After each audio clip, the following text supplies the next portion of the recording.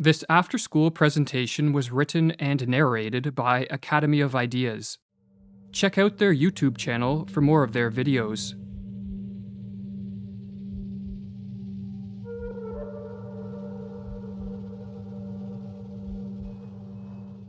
The masses have never thirsted after truth. They turn aside from evidence that is not to their taste, preferring to deify error if error seduce them. Whoever can supply them with illusions is easily their master. Whoever attempts to destroy their illusions is always their victim. According to the psychologist Carl Jung, the greatest threat to civilization lies not with the forces of nature, nor with any physical disease, but with our inability to deal with the forces of our own psyche. We are our own worst enemies, or as the Latin proverb puts it, man is a wolf to man. In Civilization in Transition, Jung states that this proverb is a sad yet eternal truism, and our wolf-like tendencies come most prominently into play at those times of history when mental illness becomes the norm rather than the exception in a society, a situation which Jung termed a psychic epidemic.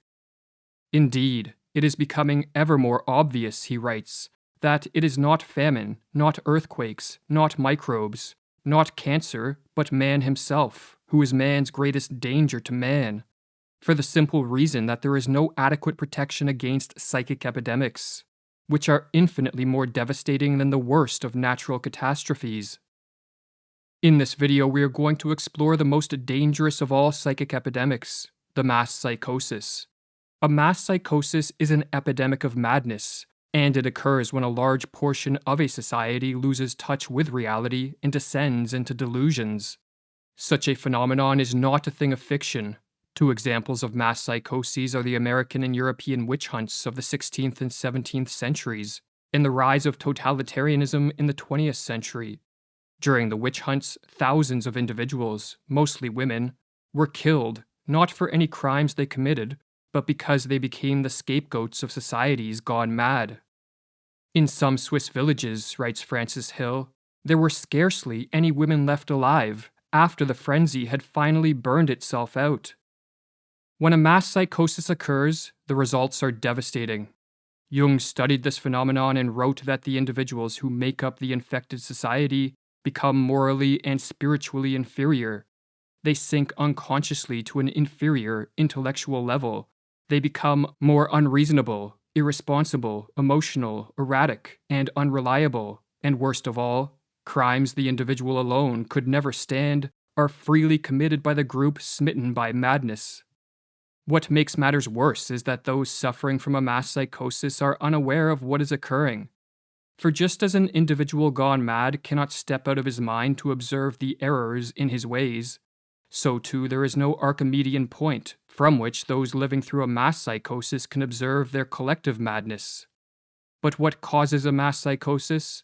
To answer this question, we must first explore what drives an individual mad. While there are many potential triggers of madness, such as an excessive use of drugs or alcohol, brain injuries, and other illnesses, these physical causes will not concern us here. Our concern is with psychological, or what are called psychogenic triggers, as these are the most common culprits of the mass psychosis.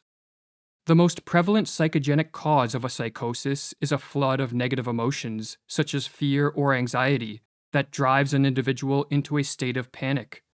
When in a state of panic, an individual will naturally seek relief, as it is too mentally and physically draining to subsist in this hyper-emotional state. While escaping from the state of panic can be accomplished through adaptive means, such as facing up to and defeating the fear-generating threat, another way to escape is to undergo a psychotic break. A psychotic break is not a descent into a state of greater disorder, as many believe, but a reordering of one's experiential world, which blends fact and fiction, or delusions and reality, in a way that helps end the feelings of panic. Silvano Arietti, one of the 20th century's foremost authorities on schizophrenia, explains the psychogenic steps that lead to madness. Firstly, there is the phase of panic, when the patient starts to perceive things in a different way, is frightened on account of it, appears confused, and does not know how to explain the strange things that are happening. The next step is what Arrietty calls a phase of psychotic insight, whereby an individual succeeds in putting things together by devising a pathological way of seeing reality which allows him to explain his abnormal experiences. The phenomenon is called insight because the patient finally sees meaning and relations in his experiences. But the insight is psychotic because it is based on delusions, not on adaptive and life-promoting ways of relating to whatever threats precipitated the panic.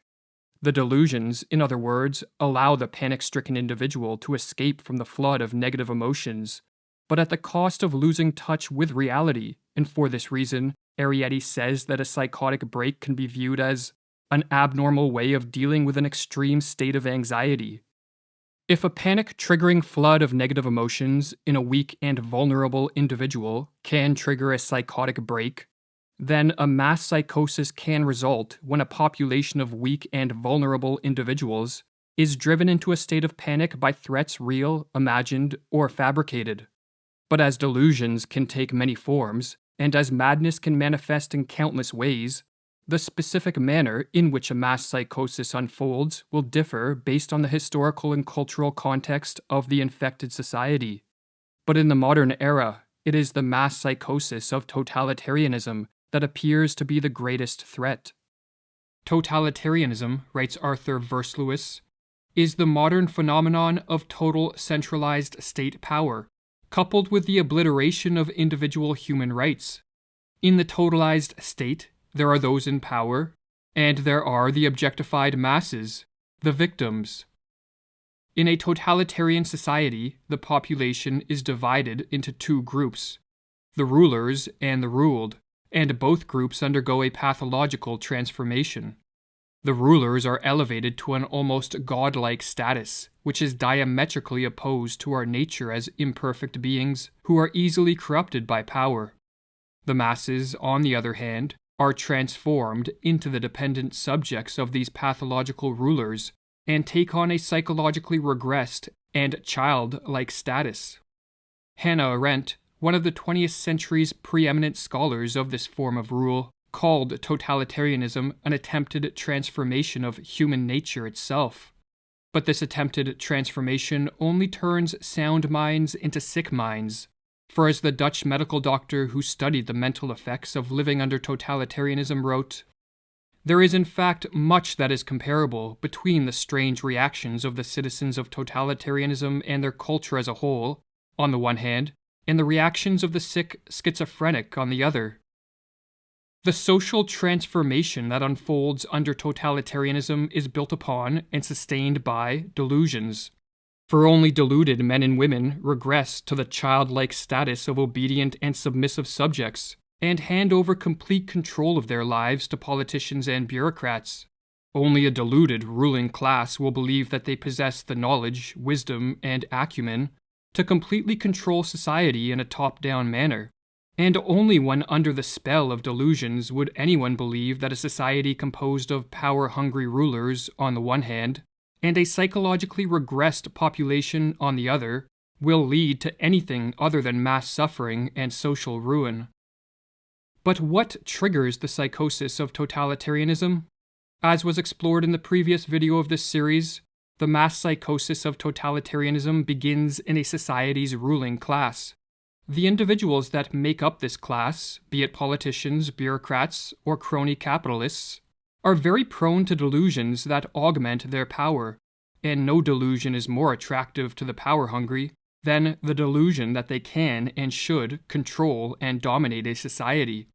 When a ruling elite becomes possessed by a political ideology of this sort, be it communism, fascism, or technocracy, the next step is to induce a population into accepting their rule by infecting them with the mass psychosis of totalitarianism.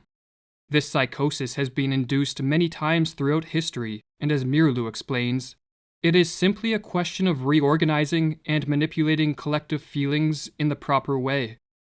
The general method by which the members of a ruling elite can accomplish this end is called menticide, with the etymology of this word being a killing of the mind, and as Mirlu further explains, menticide is an old crime against the human mind and spirit, but systematized anew.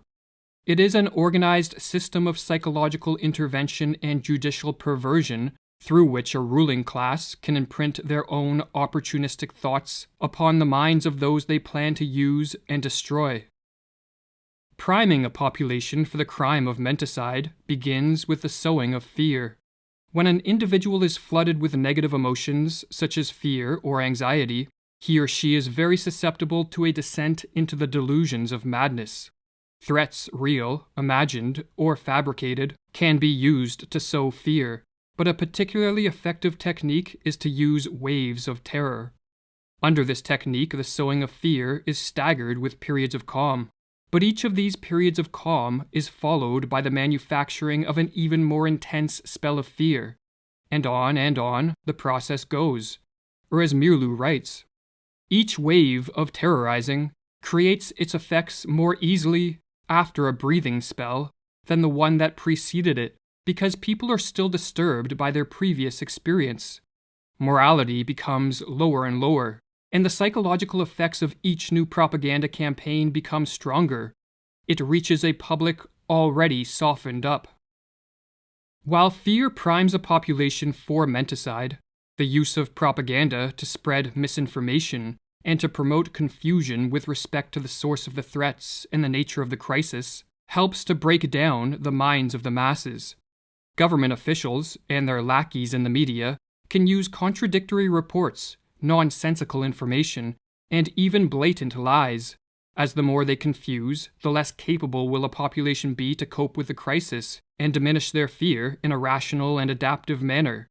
Confusion, in other words, heightens the susceptibility of a descent into the delusions of totalitarianism.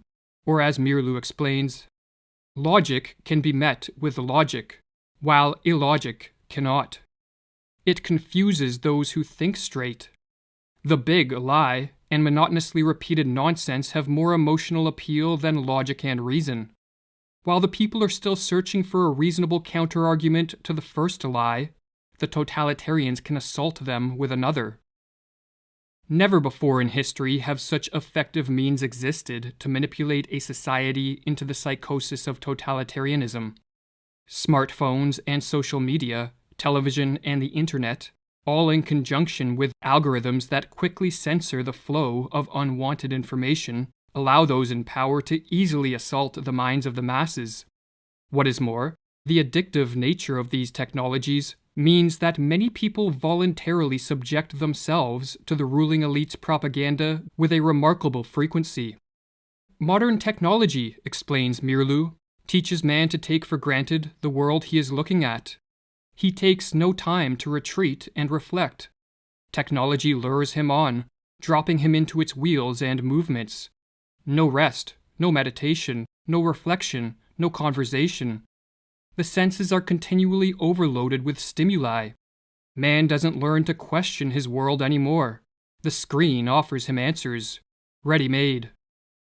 But there is a further step the would-be totalitarian rulers can take to increase the chance of a totalitarian psychosis, and this is to isolate the victims and to disrupt normal social interactions. When alone and lacking normal interactions with friends, family, and co-workers, an individual becomes far more susceptible to delusions for several reasons. Firstly, they lose contact with the corrective force of the positive example, for not everyone is tricked by the machinations of the ruling elite, and the individuals who see through the propaganda can help free others from the menticidal assault. If, however, isolation is enforced, the power of these positive examples greatly diminishes.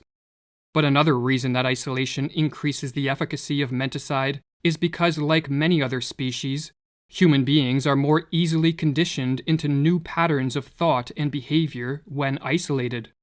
Or as Mirlu explains with regards to the physiologist Ivan Pavlov's work on behavioral conditioning, Pavlov made another significant discovery. The conditioned reflex could be developed most easily in a quiet laboratory with a minimum of disturbing stimuli. Every trainer of animals knows this from his own experience. Isolation and the patient repetition of stimuli are required to tame wild animals. The totalitarians have followed this rule. They know that they can condition their political victims most quickly if they are kept in isolation. Alone, confused, and battered by waves of terror, a population under an attack of menticide descends into a hopeless and vulnerable state.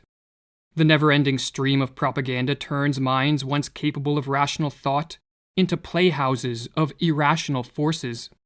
And with chaos swirling around them and within them, the masses crave a return to a more ordered world.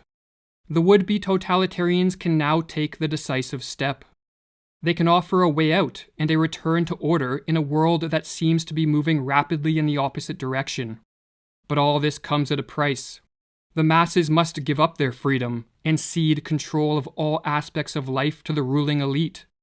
They must relinquish their capacity to be self-reliant individuals who are responsible for their own lives, and become submissive and obedient subjects. The masses, in other words, must descend into the delusions of the totalitarian psychosis. The totalitarian systems of the 20th century represent a kind of collective psychosis. Whether gradually or suddenly, reason and common human decency are no longer possible in such a system. There is only a pervasive atmosphere of terror and a projection of the enemy, imagined to be in our midst. Thus society turns on itself, urged on by the ruling authorities. But the order of a totalitarian world is a pathological order. By enforcing a strict conformity and requiring a blind obedience from the citizenry, totalitarianism rids the world of the spontaneity that produces many of life's joys and the creativity that drives society forward. The total control of this form of rule, no matter under what name it is branded, be it rule by scientists and doctors, politicians and bureaucrats, or a dictator, breeds stagnation, destruction, and death on a mass scale. And so perhaps the most important question facing the world is how can totalitarianism be prevented? And if a society has been induced into the early stages of this mass psychosis, can the effects be reversed? While one can never be sure of the prognosis of a collective madness, there are steps that can be taken to help effectuate a cure. This task, however, necessitates many different approaches from many different people. For just as the menticidal attack is multi-pronged, so too must be the counterattack. According to Carl Jung, for those of us who wish to help return sanity to an insane world, the first step is to bring order to our own minds and to live in a way that provides inspiration for others to follow. It is not for nothing that our age cries out for the Redeemer personality, for the one who can emancipate himself from the grip of the collective psychosis and save at least his own soul, who lights a beacon of hope for others, proclaiming that here is at least one man who has succeeded in extricating himself from the fatal identity with the group psyche. But assuming one is living in a manner free of the grip of the psychosis, there are further steps that can be taken.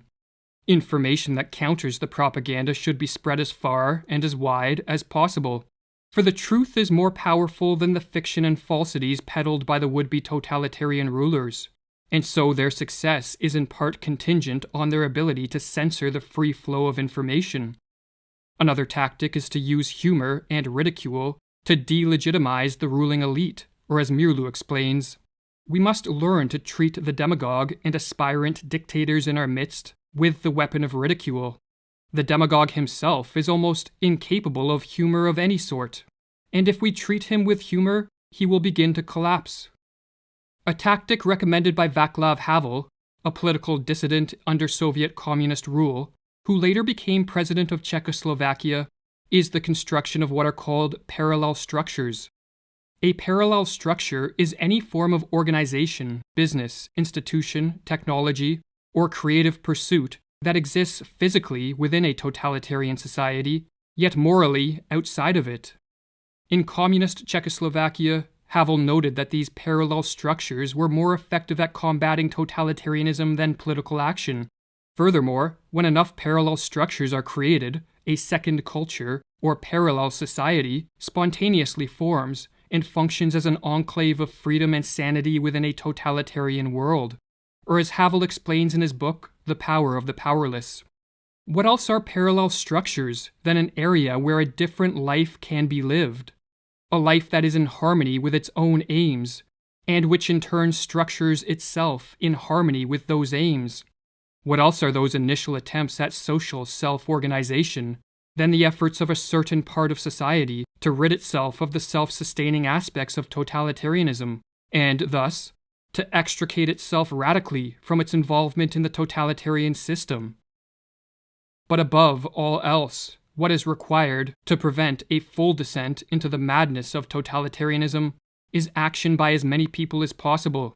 For just as the ruling elite do not sit around passively, but instead take deliberate steps to increase their power, so too an active and concerted effort must be made to move the world back in the direction of freedom.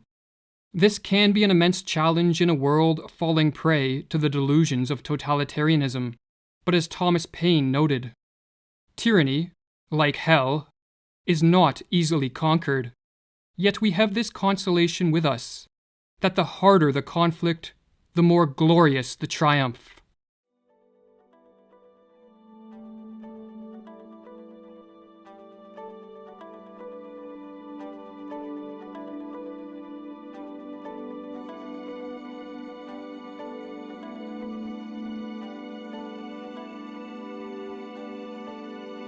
For more content like this, visit the YouTube channel Academy of Ideas or the website academyofideas.com.